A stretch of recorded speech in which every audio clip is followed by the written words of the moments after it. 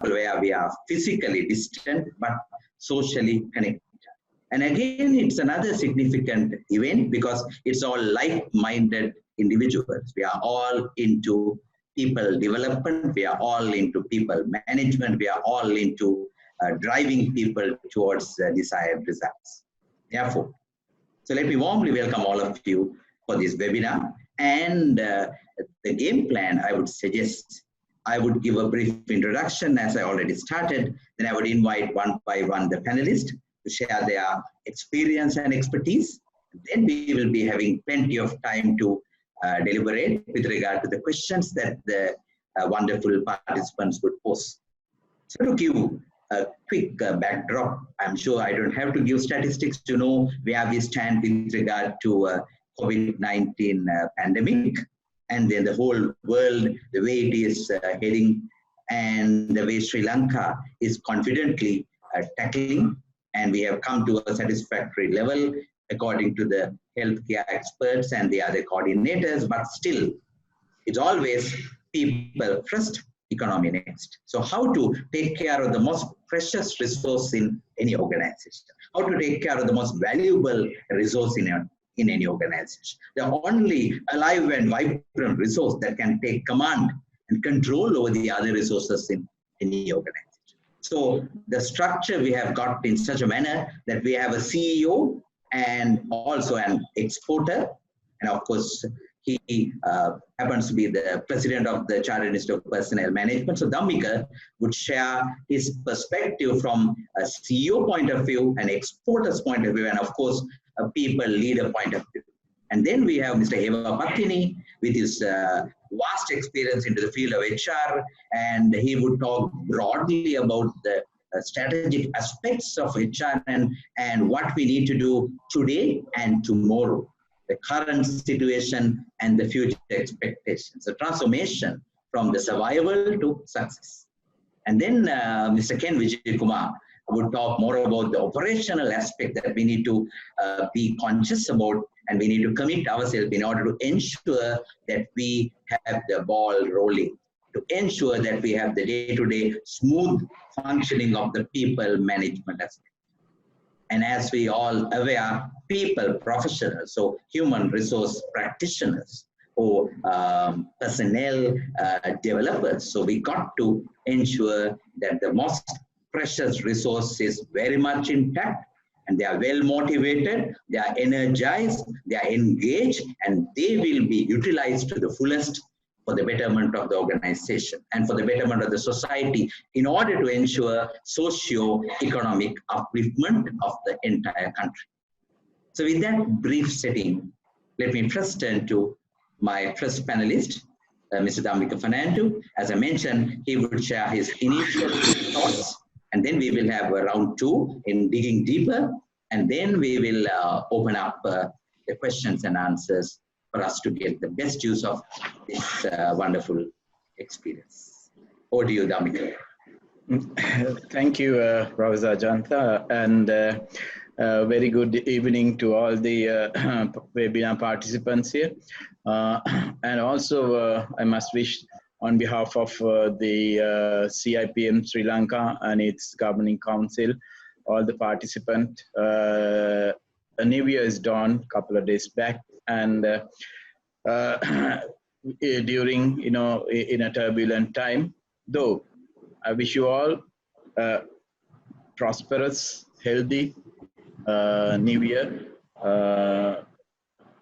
that Sinhala and Tamil new year.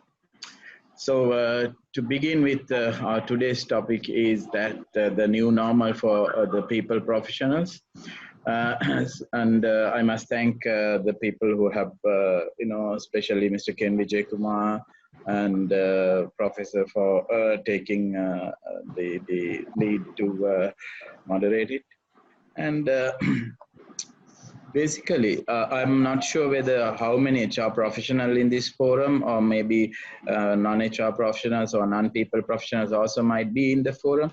So my duty today is to give you the new normal, or the perception or the perspective in the point of view of a CEO or a leader. So especially I would like to speak on the leadership prospects, and then see, these are some of the unprecedented times in the history of the mankind. And because we here, we live, but there may have been times, but none of us living here have not faced with this kind of a universal health emergency and in our life ever before. Therefore, everyone is new to the situation, and we all are reinventing ourselves through trial and error, actually, as I shared previously also in one of the other forums. Nevertheless, we shall overcome. However, there has been, we've talked about catastrophes and humanitarian emergencies and things. In Sri Lanka also, during our lifetime, we have faced many problems, many difficulties in such kind of calamities. However, it's not the same, because this enemy that we do not see, we cannot touch, we cannot understand the moves of this enemy. That is the kind of enemy that we are fighting in this COVID-19 emergency. But however, there has been at least major 20 or less epidemics the world has faced, and this kind of pandemics has ravaged the humanity in our recorded history. Almost all the major catastrophes happened not during our lifetime. And the significant learning is often which have changed the course of the history of the mankind or history of the world. And starting with, prehistoric times, like in 3000 BC, this is recorded history where the humanity has faced such kind of, the medical emergencies or pandemics or this kind of situation. And then likewise, the most recent past was actually even around 100 years ago. But after that, we have faced this, the AIDS epidemic, where I think the most number of lives so far in the modern history has taken maybe around 35 million people, million human lives. So likewise, the world has faced some things. And of course, then that is why that is in the people's genome. I think that we can come out of this someday, that we will come out. Maybe infections, but then people get immunity, and the surviving people produce people. And again, the humanity, the human race gets expanded. Now take Sri Lanka for that matter. Even Sri Lanka has its own share of epidemics, ranging from cholera epidemic outbreaks and smallpox, measles, chickenpox, and 1935, I think the malaria epidemic, some of you may not know, have taken about 80,000 lives, and likewise. But however, that our health system is used to handle emergencies in different types, as I told you earlier. But this kind of a emergency that our health system or the nation has not prepared for this. Not even Sri Lanka, but many other countries. Most of the world nations have not prepared for this kind of pandemic. And but we have actually, as Professor earlier mentioned, that we've been successful choosing extreme measures or extreme,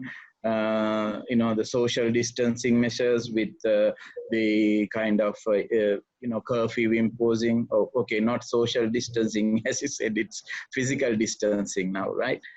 So likewise, but anyway, we've been successful, and these distancing measures, we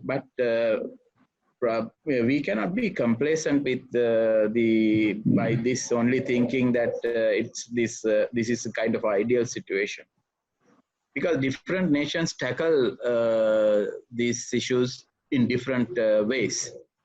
One thing is that some have blamed China, and when they've implemented drastic measures right at the beginning.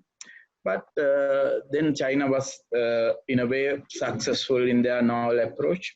However, For varied reasons, I think countries approach it differently. And even WHO's the share is that it is hard to calculate or forecast the impact of the COVID-19, as because it's still, the data is coming now. America is going through, yesterday I think about 4,000 some lives have unfortunately it's gone. So likewise, the most important lesson we have to take from this is, though we don't have the prior experience about this novel corona epidemic or pandemic, the history teaches us that such large-scale human catastrophes changes the course of the history of mankind.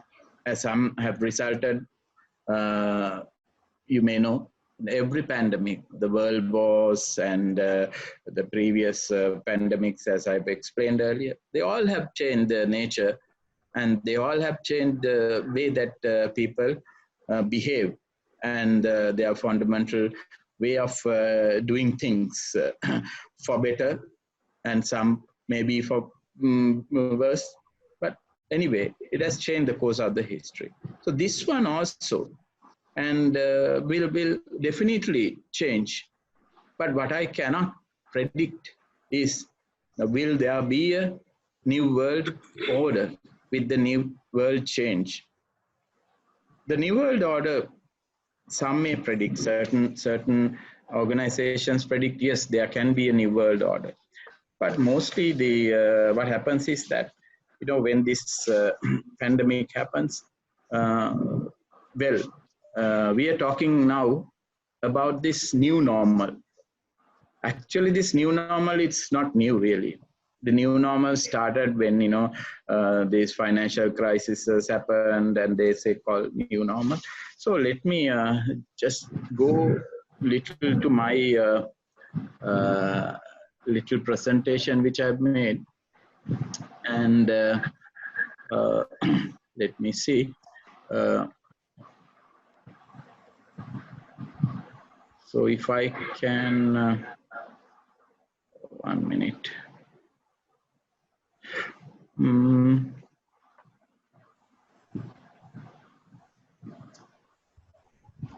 Right. Share the screen for you. Yes.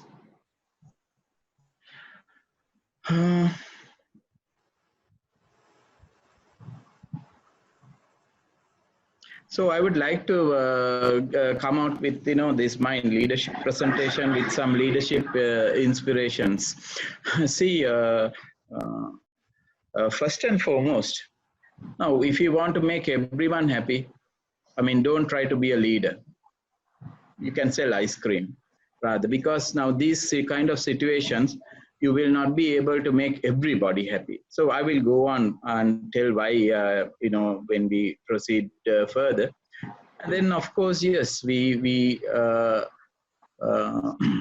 fall, we fail, and we break, but then also we rise and we heal.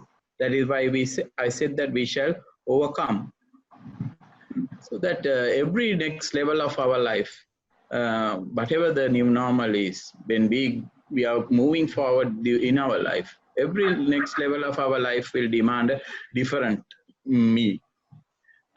Say I go from the small times and then to the middle age and then to the elderly, or in your life career, even in your professional career, this happens.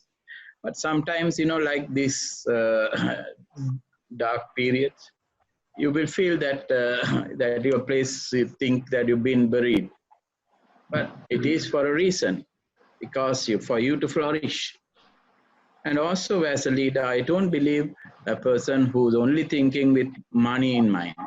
But there are many other aspects to leadership in organizations, in corporates, where you have to work with ideas and visions. It will always outcompete a person who only sees money. What is this term called new normal? So you call it new normal, and I just search what is this new normal. And what it says is something which was previously abnormal has become commonplace. So this is what we usually, the people termed or coined as new normal. So what will be there in a new normal? Because now at times everything old is become new again. Now you see, even this situation, you find many things like, you've gone back and confined yourselves to houses, and you find vendors coming into coming to your doorsteps. So that is something which is, we've had it during our, young days. We were waiting for vendors coming to our doorstep, like the fish, the fishermen and the vegetable sellers, and different vendors started coming. Even now, we have discovered once again, this old has come new. That is one way. And then everyone needs to get over the fear of new normal. Mostly the people fear that, see, what is happening, what is going to happen to my job, what will be the situation of my family, my children, my children's education, how am I going to pay my car loan, car lease, and how am I going to finish my house, and what will be the thing. And sometimes, uncertainty happens.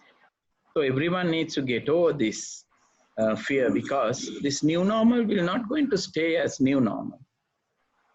More often than not, it may go back to a certain extent to what we've been doing, but not 100%, not every time.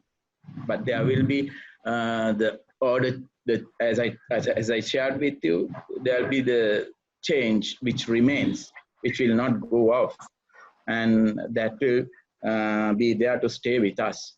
So the new normal is not something that you should fear all the time. We are going through that new normal right now. The new normal will become not the new normal anymore in time to come.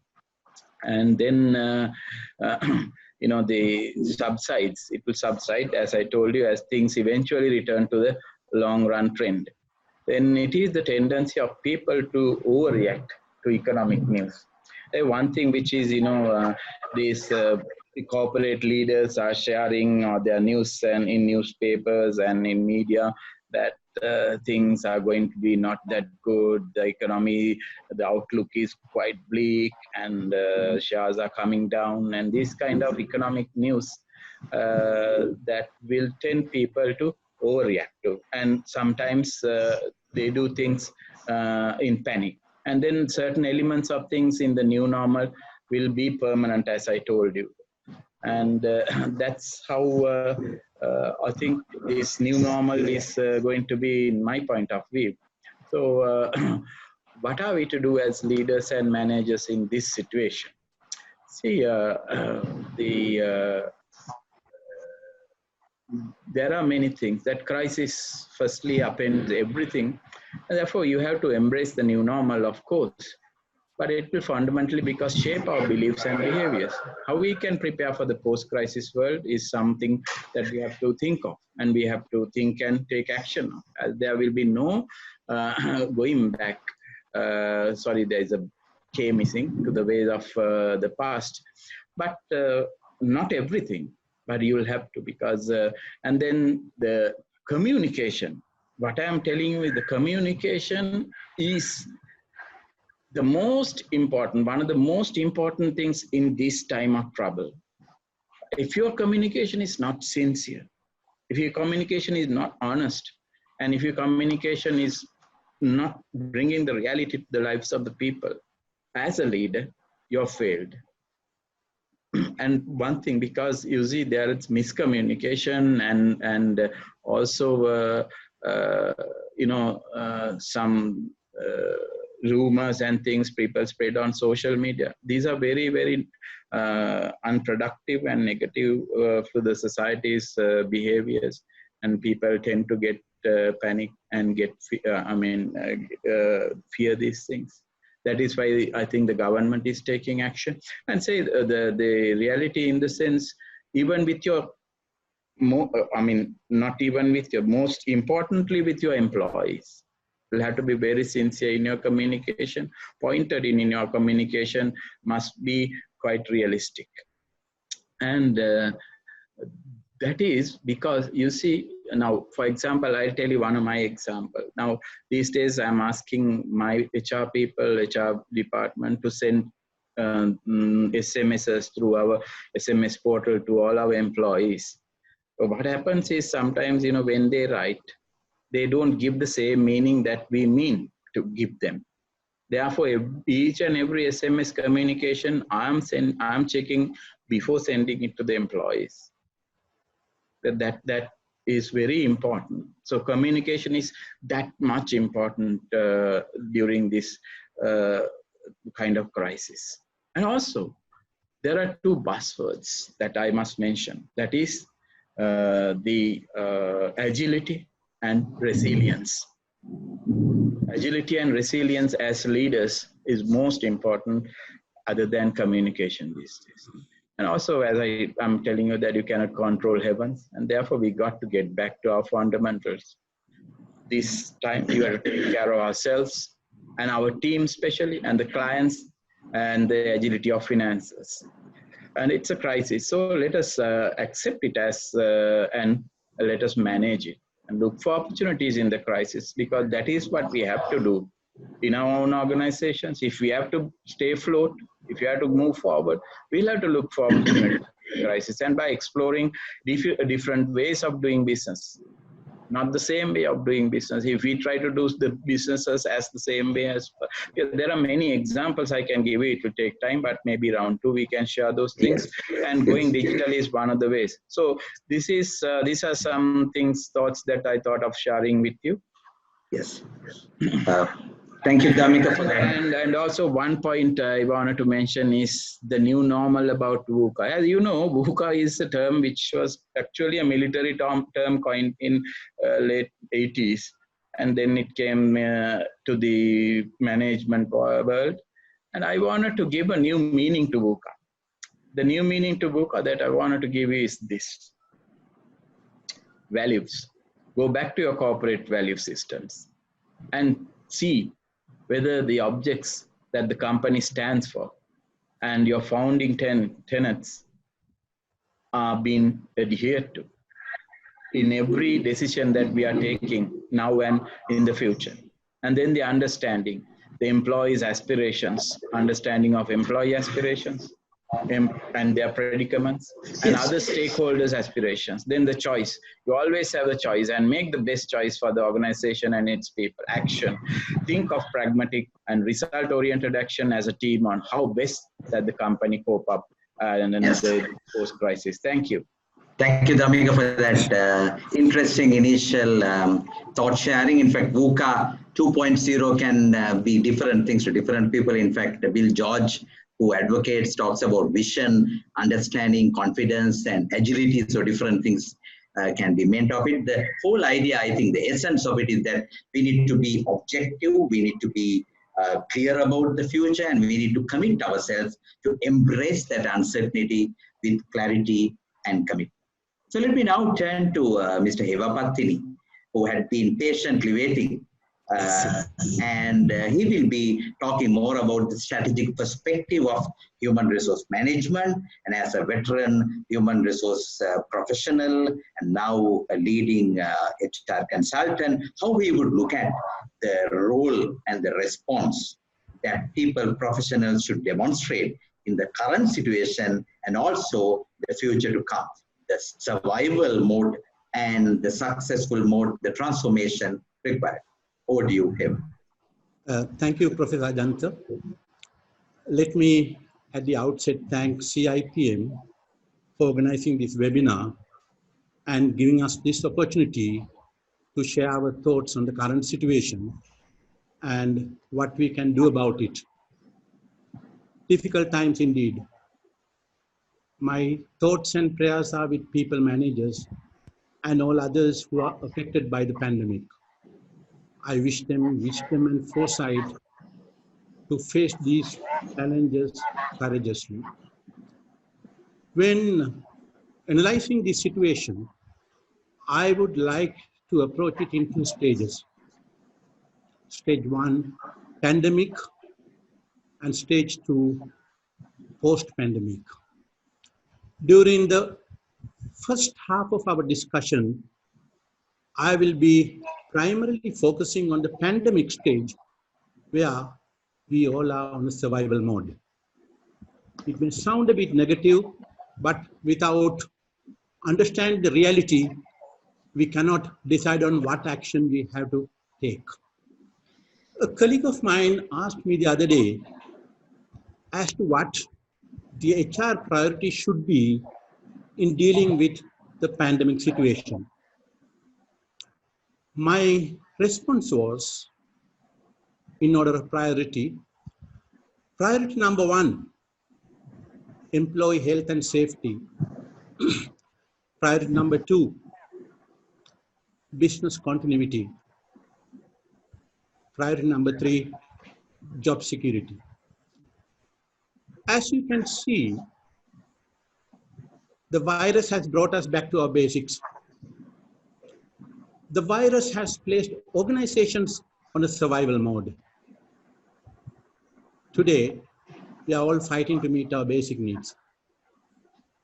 Psychological needs in this mode is not a top priority. Self-fulfillment needs are the furthest in our mind. Say, for example, when a person is about to drown, he only thinks of air and fights for survival. He does not think of higher needs. He does not think of empowerment or engagement, which we always espouse. He does not think of status or his career progression. We are in the same situation. Have you ever heard someone asking you these days, what car do you drive? How big is your office?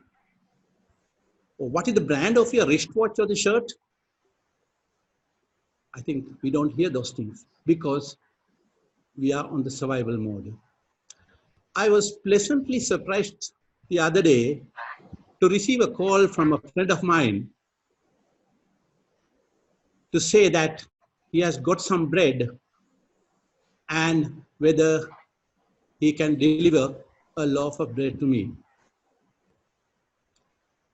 If he asked that question 1 month ago, I would have taken offense. But I grabbed the offer because I was so desperate and thought for once that man lives by bread alone when there's no bread. Nature has in its own way created a level playing field. We have all been in the same queue to buy our basic rations. We are all worried about COVID-19 and are taking whatever precautionary action to protect ourselves and our families and our loved ones. And also, many of us are worried about our jobs today. Will I have a job to go back? This is why I believe that our immediate task is to ensure that employee basic needs, including health and safety, are met. I think our organizations have done a good job in ensuring employee health and safety. They have effectively introduced social distancing, even though it is at a tremendous economic cost. They have asked employees to stay at home. While the man is fighting for his basic needs, such as food and security, is the situation of organizations any different? No. Most of the organizations too are fighting for survival, as some of them are about to drown. When dealing with this situation, I have seen some organizations giving their employees an assurance that their jobs will be safe and their salaries will be paid. Well and good.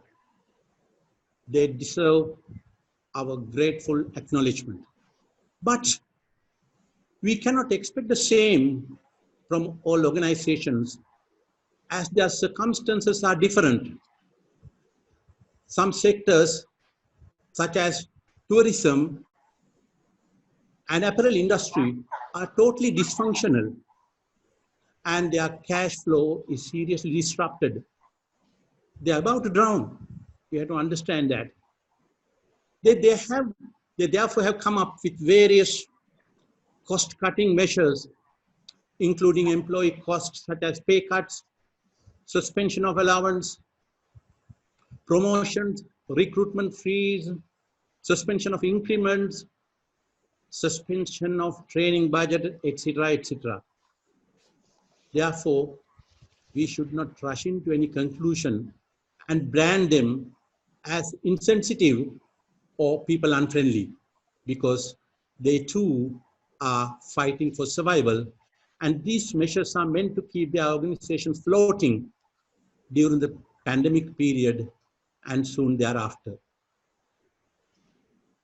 I was very happy to see a different meaning given to VUCA by Dhammika and Ajanta, but allow me to interpret this situation in the context of VUCA, which we have understood since 1990s. As you know, VUCA is the acronym for volatility, uncertainty, complexity, and ambiguity. VUCA described the situation, current situation quite well. The VUCA world has never challenged the HR profession so much, never before. In terms of volatility, just look at this situation. On 31st December 2019, Chinese officials confirmed dozens of cases of pneumonia from an unknown cause. And then a week later, on the 7th January 2020, the outbreak was identified as a new coronavirus. The pandemic is without precedent and the duration is unknown. In other words, we are dealing with unknown unknowns. This may have seriously affected the supply chains and may require collective effort to restore it. Then there is so much uncertainty, and the void of information has led to global trauma, which is evidenced by panic buying. This uncertainty in a developing country like Sri Lanka is causing even more havoc, as we do not have a social security system to help employees as in advanced countries. A good example is the UK coronavirus job retention scheme. This is the first time that they have introduced such a scheme in its history. To give a little more detail, according to this scheme, for 3 months, the government will pay 80% of salary for staff who are kept on by their employer, covering wages up to 2,500 sterling pounds a month. What a relief. Unfortunately, developing countries like Sri Lanka cannot afford to introduce any such relief packages for employees. This is why whatever action we take to ensure job security becomes all the more important. Talking of complexity, because of the global spread, there are so many interconnected factors and variables that are difficult to fully analyze the widespread impact of the virus and the effects on various sections of society. The IMF, that is the International Monetary Fund for short, IMF for short, has warned that the world faces its worst recession since the Great Depression of the 1930s. The IMF expects the global economy to shrink by 3% this year. Just for your information, in January this year, they thought that the economy will expand by 3.3%. So much ambiguity around us. COVID-19 is exceptional and unprecedented. The last epidemic that came close to the scale of what we are experiencing today was the SARS outbreak in 2003. It lasted for 9 months and more than 8,000 people were infected. COVID-19 has already infected more than 2 million people and still counting. So when dealing with VUCA situation, organizations may have to take some drastic actions. And this is where HR has to play a big role. What can we do? I would like to discuss some actions during the next round. Thank you, Professor.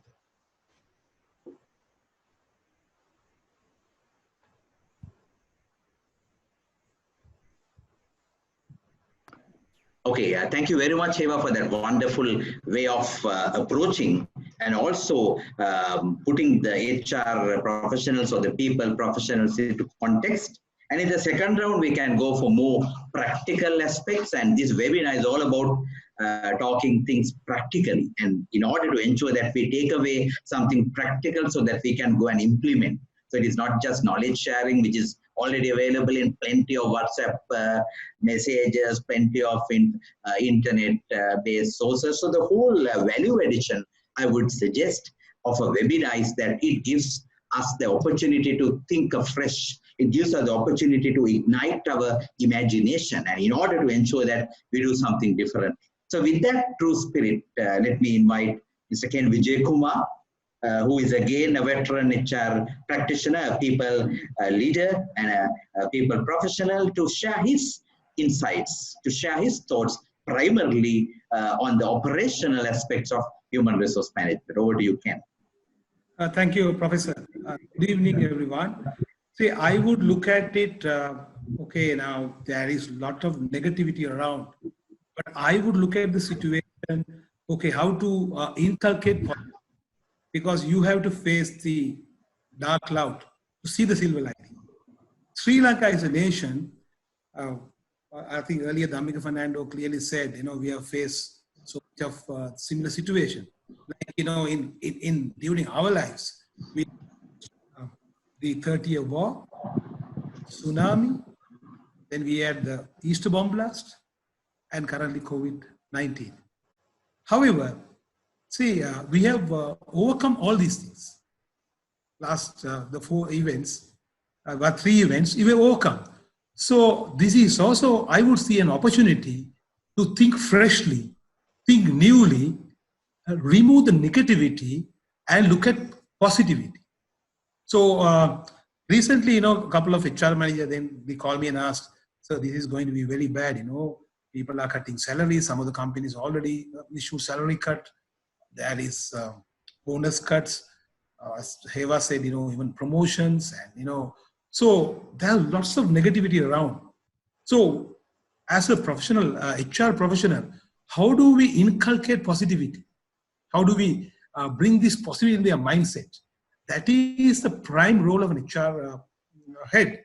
Also, I think every CEO is relying upon on the HR people, as a support, as a real business partner, how HR should change the mindset of the people, because there are a lot of negativity around.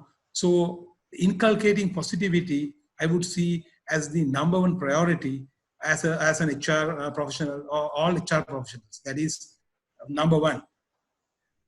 Also, I think the resilience, I think Dhammika also mentioned about resilience. Even I would say my 3 buzzwords are positivity, resilience, and change world.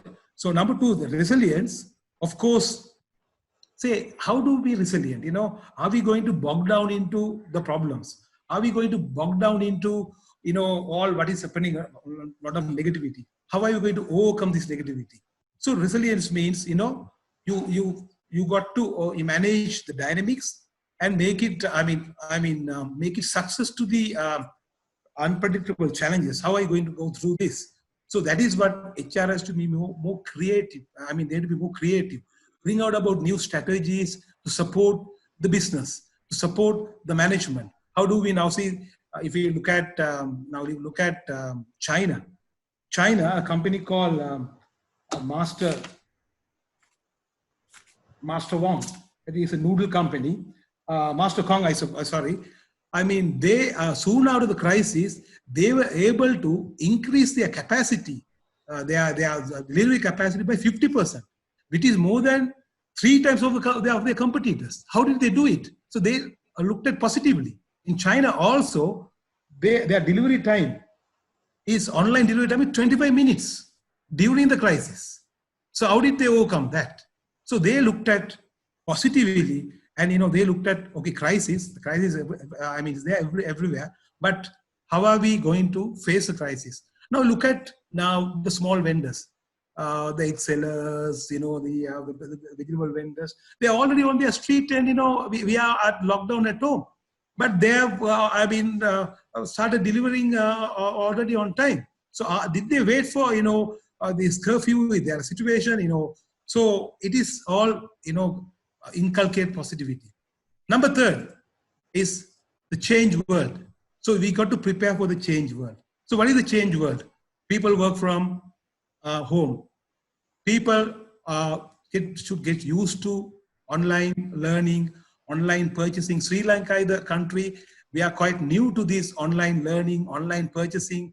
E-commerce is not very, I mean, we have in pockets, but has this gone to a village type, or only urban people are doing these online purchases? So there is a lot of opportunity for companies to do this. But how HR should support in bringing this technology, train people to face this change world. So, I mean, in my thoughts, these 3 are the buzzwords. So HR has to train people, employees, even the heads of department, even the leaders, bring in this positivity and resilience, and they learn to work through the change world. And I will cover the other action plan in part 2 of my lecture. So thank you. Thank you, Ken, for being precise and concise in giving your ideas in a nutshell. And then we come to the second round now. It's being, as I mentioned very clearly, it's being more practical. And again, the burning issues, I started getting the questions. They ask, again, we need to move from conceptual world to the concrete realities. Now people are worried, people are insecure. Will I get my salary continuously? Will I be fired? Or the gloom and doom that we see around. So what is the brighter side of the whole thing? How can we be positive? How can we have a sense of optimism? So let me turn to Dhammika once again, from a leader, exporter, and a CEO perspective. How can we ensure 3 things? How do we engage our people? How do we energize our people? And how do we ensure that they produce the right results in being productive? So what is your view? In fact, what are your tips, Dhammika, for people, practitioners, people, professionals in the current and future to get the best out of people in order to ensure that they are really satisfied and doing the needful to be productive? Dhammika, you have to unmute your mic. Your microphone has to be unmuted. Okay. You can hear me now, right? Yes. Can you hear me now? Yes, please. Okay. Now, first and foremost, Professor, now, if I have to give you a view from as an industrialist, yes, when this crisis happens, what the thing foremost in my mind was, how am I supposed to, how am I going to keep the promises to my customers? Because they have orders on their way, but suddenly we had to stop. Suddenly we have to close shops and go home. And what are we to tell them? But of course, this is a global situation, and we can see that they would understand. But still, for all, our culture that we used to, keep our promises for our customers. One thing is that. Now, the second thing is, mainly about people. Now, how are we going to, because at that time, we have not managed to make their salaries and deposit to their accounts.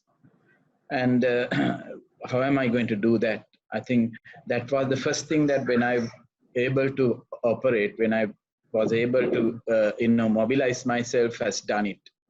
That we calculated it. I took a couple of HR staff to the office because we are not at this time geared to do it offline or rather online, but on site. So that part we did a couple of weeks back. So that obligation actually, because we have the people in mind. And then the third thing is, how am I going to manage my cash flow now? So the cash flow management is the other thing. When are we going to pay our next April salaries to the employees? And in fact, during the crisis, a couple of days back, 3 days back, we paid even the Aurudu bonuses as well.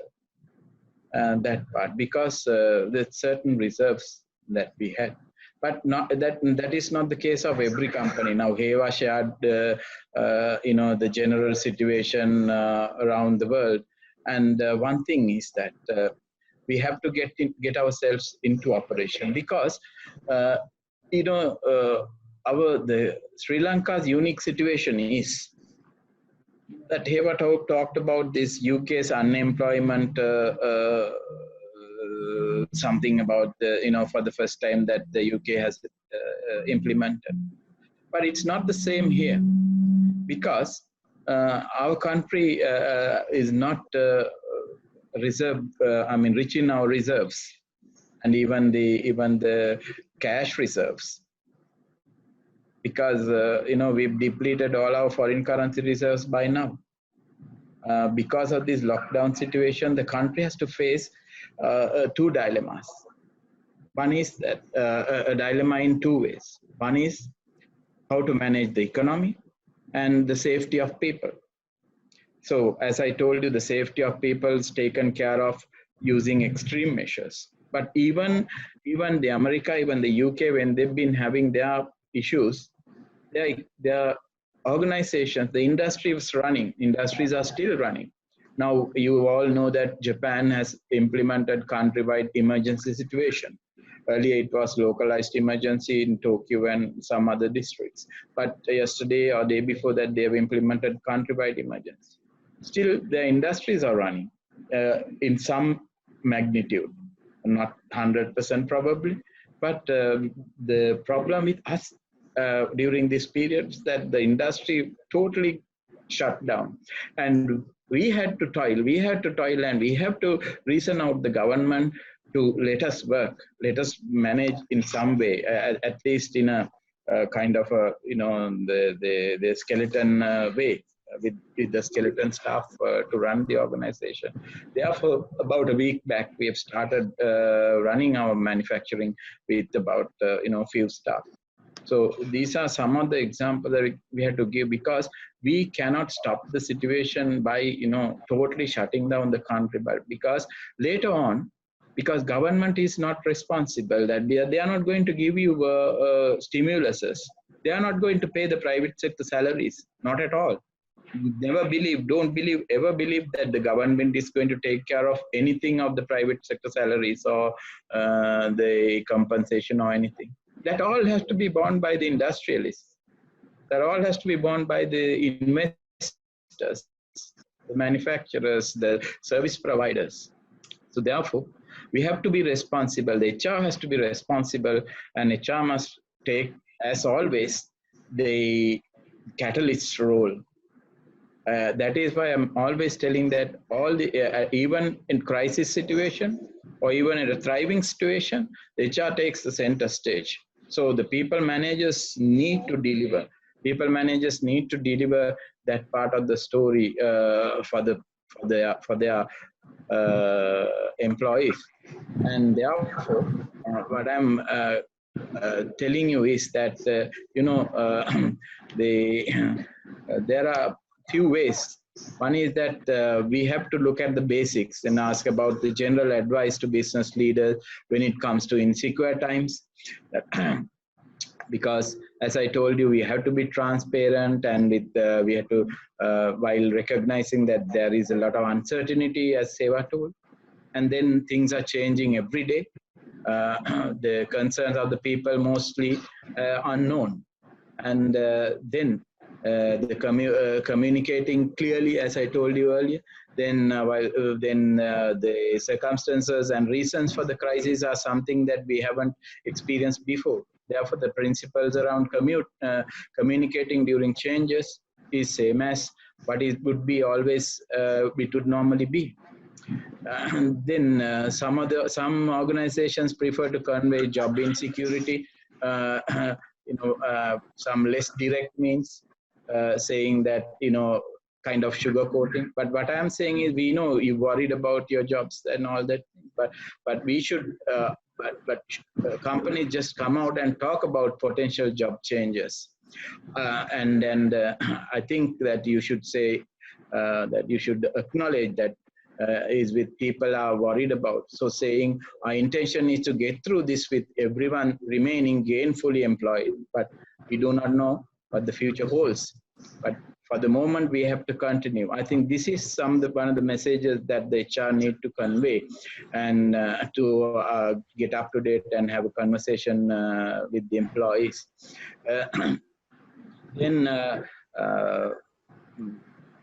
And we have to do the timing of the changing of messages, changing of communication. As that is why I told you that communication at this point of time from the HR is very much important.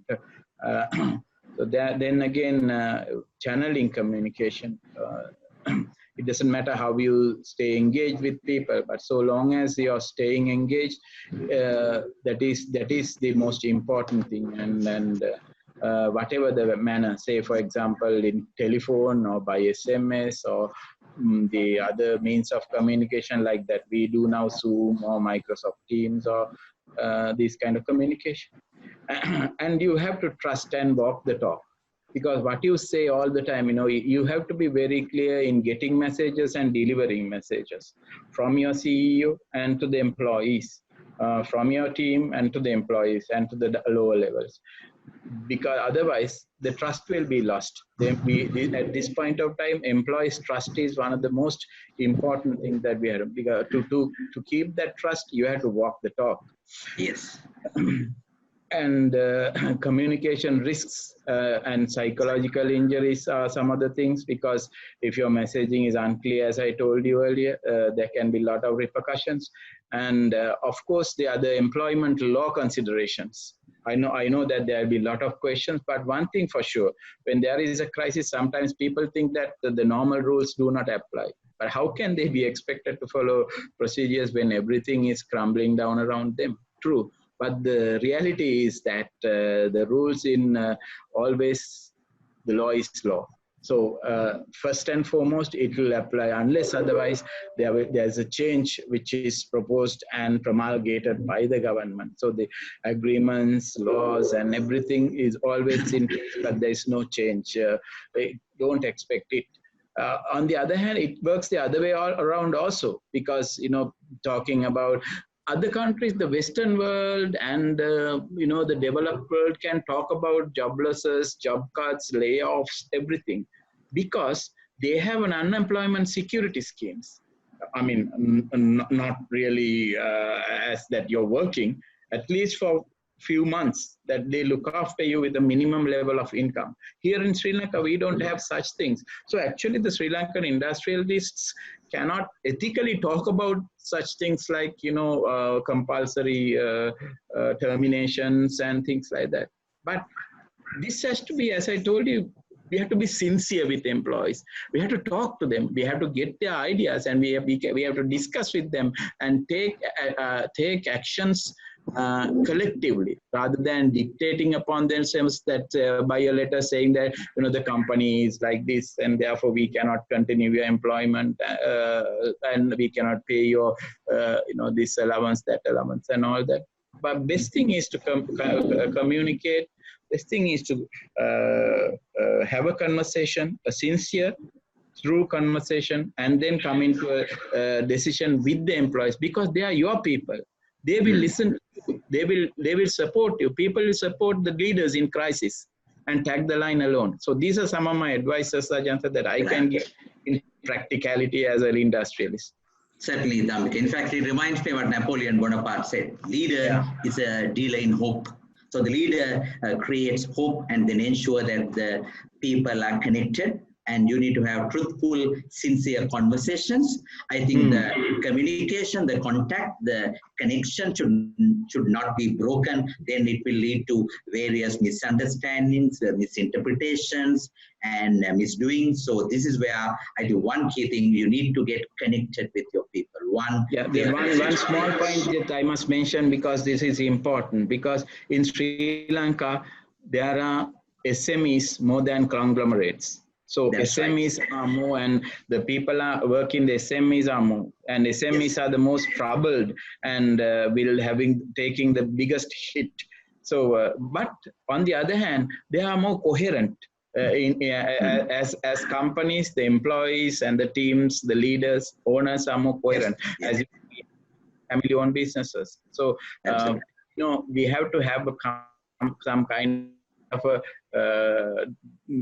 differentiation between these conglomerates and the SMEs. Yes, I think you're absolutely right, because they contribute to 55 to 60% of the economy of Sri Lanka, SMEs, and it's like a small, coherently bonded community, and then they share the joy and the sorrow together. So they might perish together. So unlike the comforts a multinational is having with the global backing, we need to look at the small and medium sector enterprises in a more humane manner, and that's where the government intervention is needed. I think that's a very, very valid point, and I know among the participants of this webinar, there will be plenty who are representing SMEs, and I think it's a very, very solid message. And I see the questions are coming in the Q&A, and I would suggest some are putting the questions in the chat box. And I would humbly request we would consider the questions in the Q&A icon at the bottom of your screen. So please come through the Q&A icon, and we will take the questions and we will bundle them together, and we'll do it appropriately in a short while. So may I now turn again to Eva, the second part of your discussion, from survival to success. From survival to success, as you rightly mentioned, Professor, everybody's anxiety levels are heightened, and HR should work with leadership team to ensure that clear communication is disseminated about what the organization is doing to mitigate the impact of the pandemic. We should get the buy-in of our employees and make them partners of this change. I know of at least one company where the chairman personally spoke to the unions about the difficulties faced by the company and the need to take some drastic cost-cutting initiatives, including employee cost. The unions have been very cooperative because they felt that the management has placed its trust on the union. The unions have gone and told the membership, for us to do trade union work, we should have an organization in the first place. Mr. Franklin Amrasinghe, former Director General of EFC, has made one recommendation, because there's so much confusion about wage cuts. Is it legal, or can the employer deduct salaries arbitrarily? Yet there's so much confusion, and I can see there are a lot of questions coming in. Let me quote him. If employers have to restructure or change their compensation system, leave it for them, that means the companies, to do so and handle possible disputes internally. Where unions exist, do let them have a voice in an internal dialogue, and make it the challenge to the Labor Department to see that employers are genuinely attempting to save their business and commit them to restore rights which have been suspended when times are better, unquote. Let me say once again, this Dhammik also mentioned and Ajanta also mentioned, take people into your confidence. Communicate very clearly as to why you are compelled to take certain action and get them on side.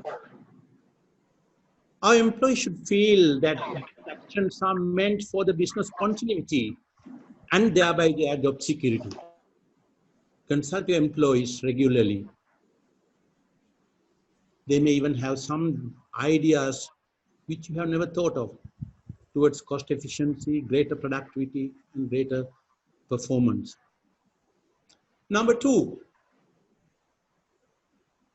focus on remote learning. More than 300 million students worldwide are having their education disrupted. In this uncertain environment, it's important that learning continues, even if it can't happen in person. CIPM has set a good example. All this time, we have been postponing the conduct of online programs due to various reasons. However, with the cancellation of physical classes, CIPM has been able to introduce online programs with a high degree of success.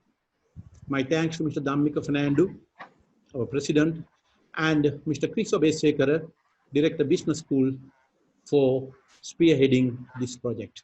Feedback is very positive. Of course, there are learnings. Another good news, LinkedIn is opening 16 of its learning courses for free. Courses that provide tips on how to stay productive, build relationships when you are not face-to-face, use virtual meeting tools, and balance family and work dynamics in a healthy way. Let us make good use of such learning courses. Number 3, I can see a lot of questions coming in. Focus on remote working. The new normal has transformed the typical employment relationship overnight. We have to seriously consider initiatives such as work from home, online work, etc. But a word of caution. When the pandemic broke out, most of us wouldn't have been ready for remote working.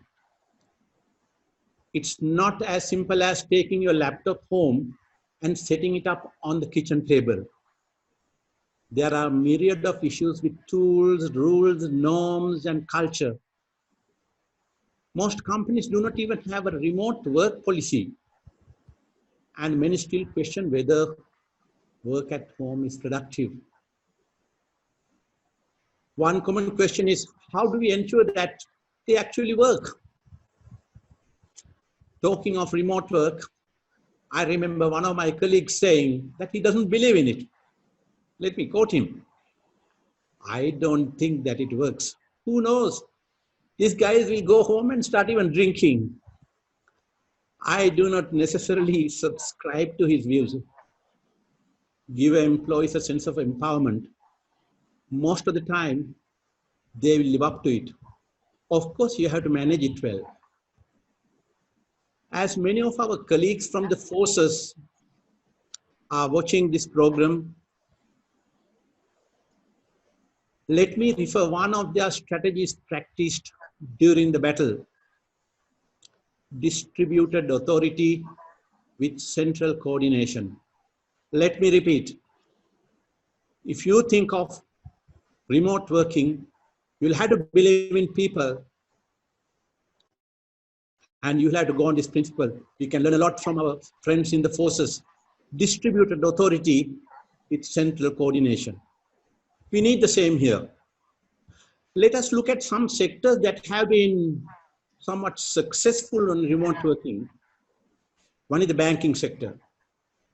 The banking sector has made huge investment on digitalization, and we are happy to see that they are able to carry out some of their activities remotely.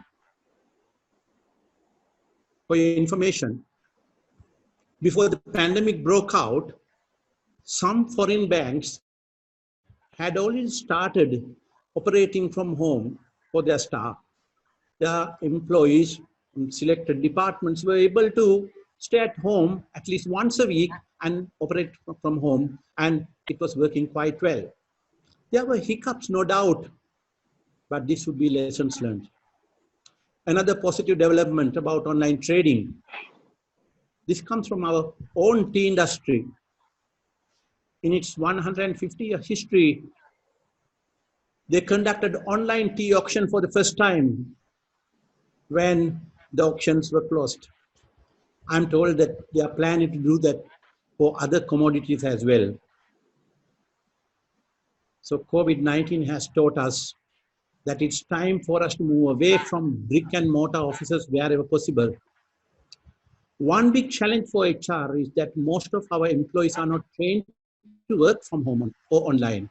Therefore, my HR colleagues, we have a challenge before us to rapidly develop programs to educate, train, and empower people to work at home. The labor legislation in the country also needs to be amended to accommodate such employment practices. Number 4, as we were on a survival mode, at least for the time being, let us forget about our JDs, the formal hierarchies for the time being. This would be a great opportunity for us to critically evaluate our work processes. This is the time to identify the value destroyers and eliminate such processes. Also, greater focus on automation. A highly automated production infrastructure, one may argue that when it comes to production, remote working is not possible, but automation is possible, and a highly automated production infrastructure will save energy and labor. Greater emphasis on e-services will be the new normal. Another new ideas, employee sharing. During the COVID-19 crisis, Chinese companies have come up with a creative way to optimally allocate human resources. There were a large number of employees in cinemas and restaurants who were without jobs. They were reallocated for supermarkets and e-commerce platforms. Something worth considering, without saying that our people are idling, there's no work. Why not? Because we need this kind of situation needs some creative solution. Also, there are other developments in the job market. Amazon is hiring 100,000 to cope with the demand arising from the pandemic. So there are new job opportunities and the challenges coming up. Another good example comes from Singapore Airlines. 30 crew members who are grounded have been deployed to care for patients in a leading hospital. Have you thought about this kind of thing? These crew members will be SIA's care ambassadors. What a beautiful what a beautiful thought, what a beautiful initiative. We also need to be creative. How can we redeploy? How can we make better use of our human resources? Number 6, reskill, upskill, and multi-skill. Perhaps your training budget may have been slashed. That is during the pandemic stage. Convince your management to restore it at the earliest possible opportunity. The world of work may be somewhat different in the post-pandemic era. People may require different skills and competencies. I'm unable to say, but if the if the way we work changes, and that will require different skill sets. Number 7, there's a real opportunity to think beyond the usual parameters and develop new ways of thinking. HR should drive that conversation. Challenge the way you have been doing things so far. and take that uncertainty on the minds of the employees. So long as people are worried about their basic needs, they will not think about creativity. I saw a news item that the engineering team of a leading company has designed and built a decontamination chamber to be used at the factory premises using locally available resources and at half the cost of a similar product available in the market. I think so many other examples come to mind. So many organizations have come up with new innovations. And for us to create, for our employees to be innovative, it is necessary that we create some kind of stability in the workplace. Number 8, rethink business as usual. This is what I think all other 3 speakers were trying to say. Business as usual. BAU. A lot of BAU has to take a backseat due to crisis activities for a defined period of time. But our buzzword or the phrase should be BAU, and our employees need to be with us wholeheartedly in this journey. Develop rapid response teams that cross organizational boundaries. This is something, if you check around, if you look around, number of organizations have established this kind of cross-organizational, cross-functional teams to deal with day-to-day challenges, and they are working beautifully. These teams should be empowered to take quick decisions and create real-time data collection to identify precisely where problems are occurring.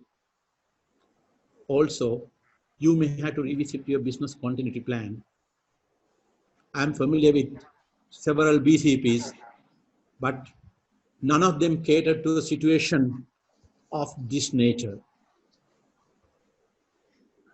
Number 9 is also very, very important.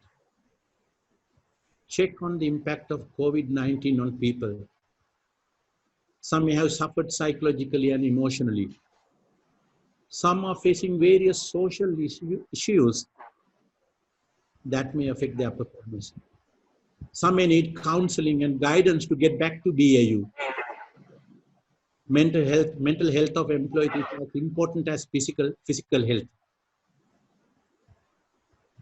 As my colleague said, stay positive and communicate a positive growth spirit despite the uncertainty and change.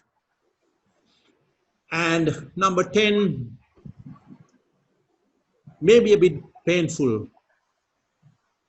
but some organizations may run short of alternatives and they may be left with no other alternatives but the introduction of redundancy plan.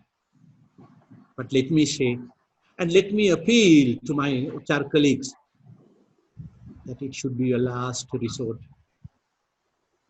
If everything else has failed, you may have to think of a redundancy plan.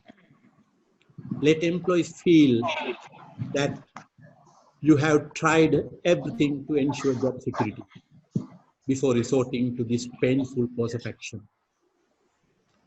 In conclusion, let me say that during the pandemic period, both individuals and organizations are on the survival mode.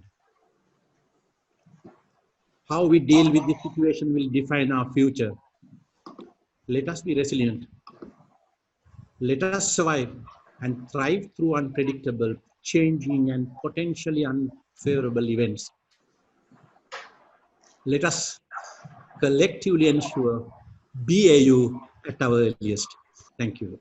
Thank you, Heva, for that very comprehensive and very detailed 10-point steps. To save time, I think we have a time challenge. There are a lot of people who are waiting to get their questions answered. So, Ken, may I suggest you to reflect on the 10 points presented by Mr. Heva Pathini and to add your little bit of value into those 10 points and in kind of strengthening the operational dimension of those 10 points?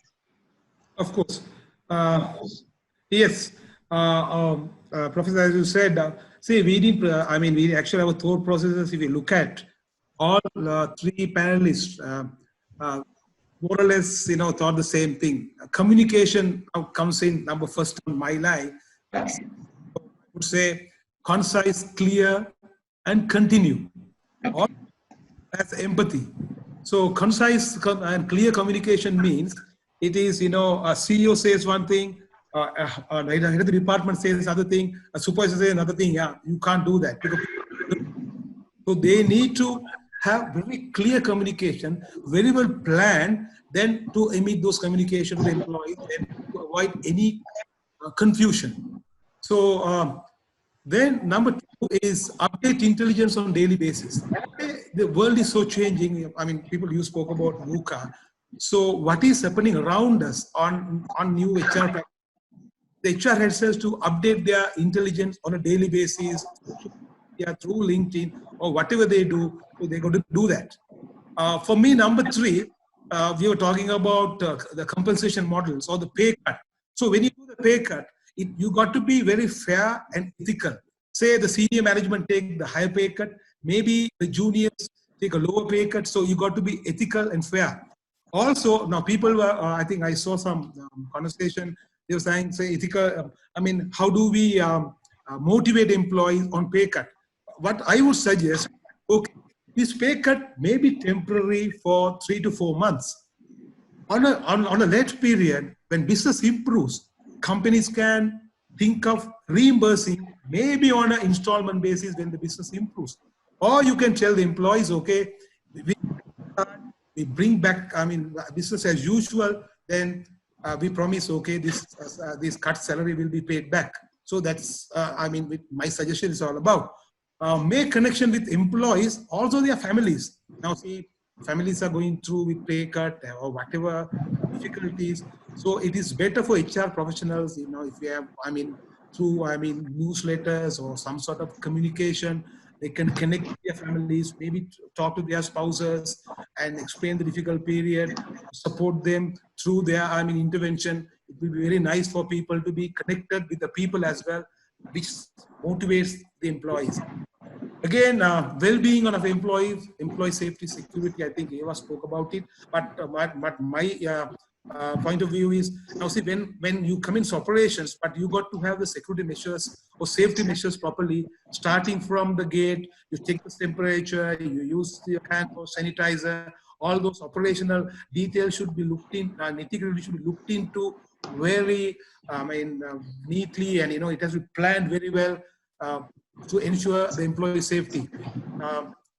Then both my colleagues Damika and Eva spoke about leadership. What my idea is, everyone should be a leader. Everyone means from the top to bottom, because everyone has an idea how to sort of, we sort of bring back business as usual. So every idea should be taken into consideration. That gives ownership towards the employees for them to, take part whatever the management does. And again, high-touch digital and high-touch people. What I meant was high-touch digitally is, now we were talking about working from home. One of my friends at the BPO company, he mentioned to me, now they are sent, people didn't have, laptops. Yes, they arrange for laptops, they arrange for routers or dongles, they dispatch to their houses, and also they started training how people, to become more IT savvy. So companies to pay attention to that. I think my colleague Eva touched on that as well.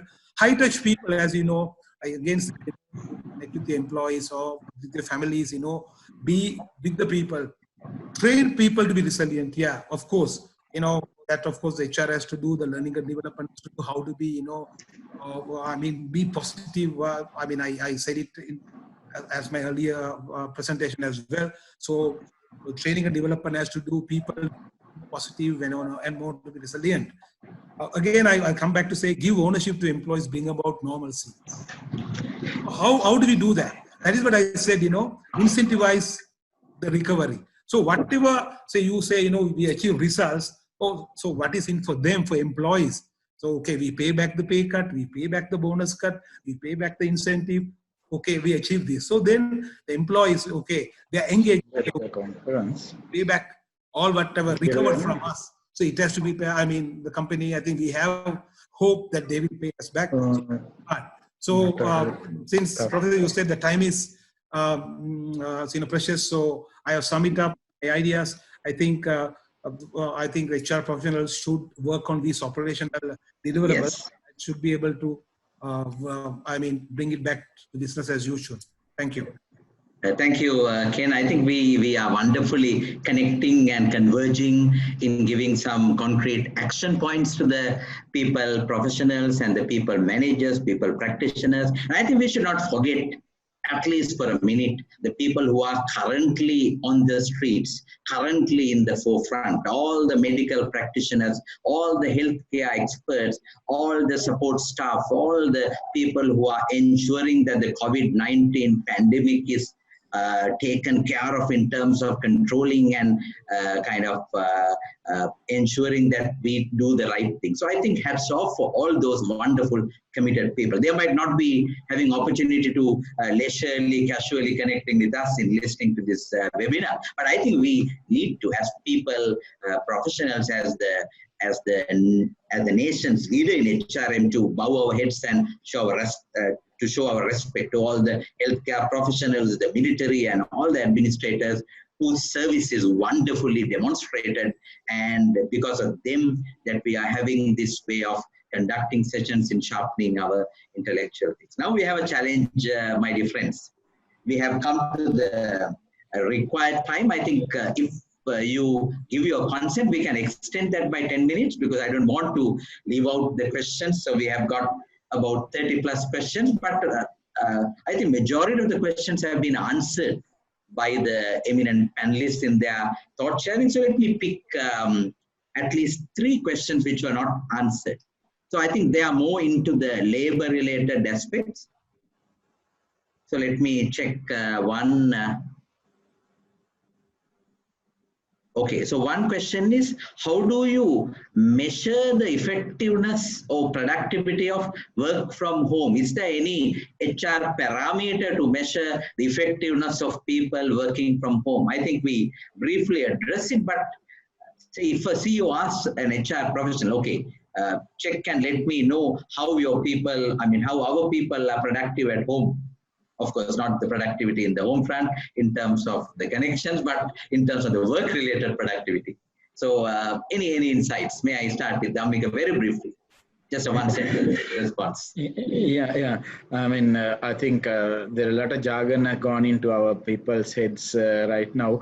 For the HR managers, briefly, I wanted to say one thing that on how do they manage the coronavirus crisis as HR managers in a sequence of 1, 2, 3. That is one is the employee well-being and protection from virus. That's the most important. Second is the business operation continuity, as Eva and every other people told about how keeping the workflow. Third thing is financial crisis management and absorb the finances, the negativity impact, especially the employee cost. So these 3 things, as a Bible, please keep the young HR managers in mind at this crisis what they have to manage. So now about the question what we have asked is, Professor, is one thing is that currently there are cheap. I don't know whether this terms right, cheap, but monthly subscribe web applications. The internet applications are there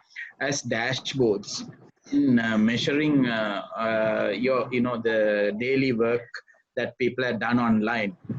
A CEO or any other manager or a leader can have that dashboard and find out what are the things that you have completed. As Eva said, whether the person is drinking or not is not a matter for us. As long as the work is done, the work assignments are completed, that's what it matters. So, when working from home, there are ways and means of, clocking in, clocking out. These IT professionals are doing it all the time since time immemorial. But, these things doesn't matter as long as the workload is done. So, as from one point, as I think Ken has told about this controlling from one point, they are the leading from the one point. That one point can have a particular list, even if you cannot have access to such kind of web applications or interfaces and having dashboards. You have a list, and then even the HR manager or whoever the top head of HR can have his list of work to attend to. And in the other day, have you attended this? Have you attended that? And all that. But everything cannot be telecommute, because there are some physical implications also are there. So there are problems and prospects both. So may I turn to Heva? There's a question, interesting question. In fact, connecting, there were three questions. Let me amalgamate. There are three categories that we have not focused much on in terms of managing them separately: permanent employees, contract employees, and freelance trainers. Some insights, some tips about how to manage permanent employees, contract employees, and freelance trainers. Well, my answer may not may sound a little blunt, but an organization, number one responsibility and obligation is towards their permanent employees. And because as I said earlier, the way after this post-pandemic, the way we are operating may be quite different, and there needs to be some revisions to our labor laws. So this is something we'll have to, I think already our CIP is making arrangements to make representations, even because still there are challenges. You have to, part-time workers, we have challenges, right? And even operating from home, there may be challenges. So therefore, let us first focus on our permanent employees. If you have to let go of some people, whether we like it or not, it has to be first the temporary staff, and then the fixed term staff, and then the face consequences. And just 1 minute about that previous question, working, remote work. Yes. Remote work, we are dealing with knowledge workers. How do you ensure that they do their work in office? They are measured by the output, right? And that is why we have introduced flexi hours. We have introduced, and we don't even now. Most of the company don't even bother to hear that whether what time you come and what time you go. Then might as well they stay at home, reduce that commute time, and make a greater productivity, get a greater production, greater contribution. So this is how we'll have to trust our people, and let us measure them by their performance and the output and the outcome. And that is the way to manage. All right. Ajanta, is he there? Professor? Hello. I'm here. Yes. All right. Yes, I'm here. Can I invite Ken to answer the next question? Ken, there's a question about the discipline. The question, in fact, there were a couple of questions surrounding that. They say there's a heavy emphasis on ensuring discipline in the country level at the society. So as people, professionals, how do you ensure the discipline happening in the workplace in the post-COVID-19 era? So it's a very operational aspect, Ken. Yeah, very good question. Actually, the discipline, see, Sri Lanka, I would say, I regret to say we are a non-disciplined nation, because you could see how many curfew violators were arrested, for 10,000 odd curfew violators, and 3,000 to 4,000 vehicles have been taken into custody. So Sri Lanka is not been a disciplined country so far. So we have to bring back this discipline, which is utmost importance to the HR professionals. So first of all, our HR professionals are disciplined. I think they have to show that by example. They have to lead by example. So probably say also, Professor, now say if you look at on the discipline issue during a pandemic situation, sometimes people start working from home, they slowly, they will come back to normalcy. Probably they must be having problem of transport, or problem of mode of coming to office, or problem mode of working from home, maybe connectivity issue, etc. will be a problem. However, discipline is important, and also the HR managers or HR heads will revisit the policies of discipline slowly. You can't do it at once, because we are returning back to normal after a pandemic situation, but they must start inculcating discipline. So discipline should start from the top, not only from HR, it's from the CEO onwards, downwards. So they need an example, then discipline will follow. Okay, I think interesting. I wish we had more time for the discussion. Ajanta, excuse me. Yes. Ajanta, there is one important practical question. One participant has posted. I would like to give an answer for that, because it is very relevant to the current situation for next week, because they are asking, the industries are asked to start work from next week, like, Yes. by the government, and they wanted to know how safely that they can get on to work in a practical situation. What are the measures that the HR managers need to take? So I think that was my final question to you, so you can answer as the final question. Yes. Thank you. So there is, one thing. Firstly, there are certain, the approvals that you need to take. But before that, you have to lay the ground, the background support for that. Firstly, you start with your, even from the canteen service providers, and then your garbage collectors are two most important things. You always forget this, and you always overlook these two things.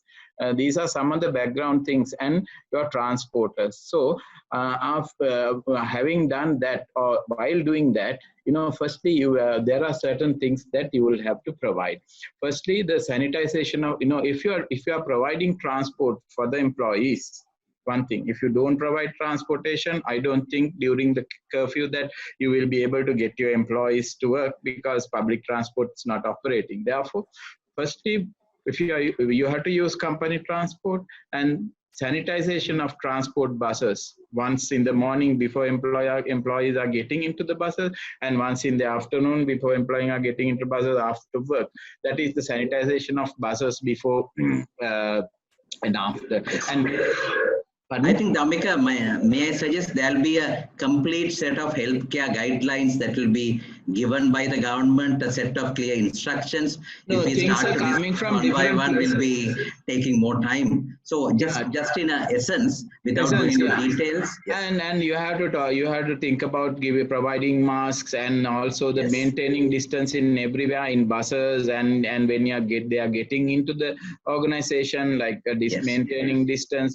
Probably you can do markings there, and then especially before the entrance, you have to check their temperatures with the body temperature with this forehead the thermometers, and also their parcels and things, carrying parcels, you have to keep it separately. And then canteen, maybe you have to make shifts to go there, because since you have to maintain distance. And then also if you have a sanitization chamber, it would be nice, because then it will give the employee gets automatically sanitized. And also the PHIs are insisting on shoe sole sanitization. And when they go straight to the workbenches, one thing is that, and distance maintained, and standard PPEs to be given, and also canteen seating arrangements once again. And probably I think best way is you have to ask them to bring from home, or provide packets. And then whole factory to be always, if it is good that the whole organization with sanitization liquid, or this what you call spraying sanitization.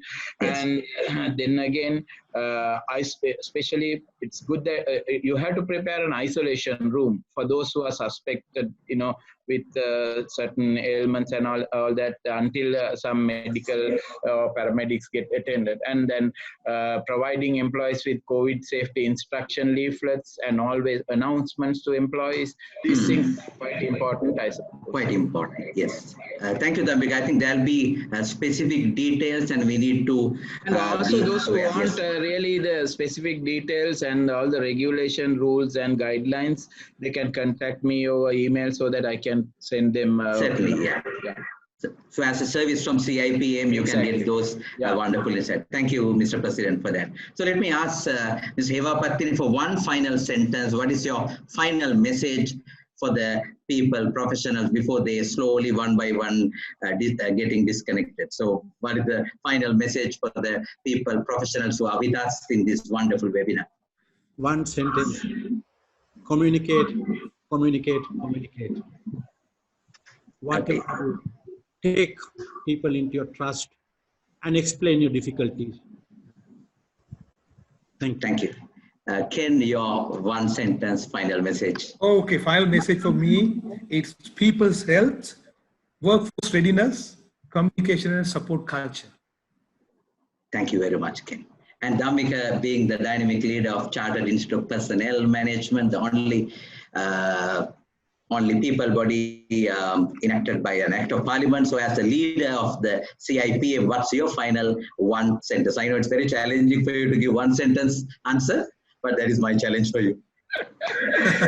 Well, what I'm telling you is that three things: trust and sincerity are the two things that you need to give. And finally, the other thing is that there were a lot of IR questions in the chat box, or rather the Q&A. So all those IR questions, if we get, we can answer them in some kind of a portal. Yes. In fact, that's a very good point, because there were a lot of legal questions. I didn't want to take them because the focus on this webinar was different. But since looks like there's a lot of interest on the IR issues, so we can plan another webinar. The second webinar from CIPM could be entirely tailored for labor relations, labor law related aspects. So that's a good opportunity. Thank you all wonderful participants for showing that interest. So final thought from me: tough times never last, but tough people do. And when the going gets tough, tough gets going. And someone has commented saying people first, staff first, customer second, shareholders third is during the normal time, and during abnormal times, people get fired. No, I don't believe. Still, people first. People first, because people make or break organizations, people make or break nations, people give wonderful leadership, and people have dreams and they deliver the dreams in achieving results. So we need that human spirit. Humanity will never be crushed. The world went through much severe pandemics than this. World experienced 2 devastating world wars, but still the humanity sustained. The spirit of humans can never be undermined. So have that spirit, have that positivity, Let's have that positive mindset. If there's a will, there's a way.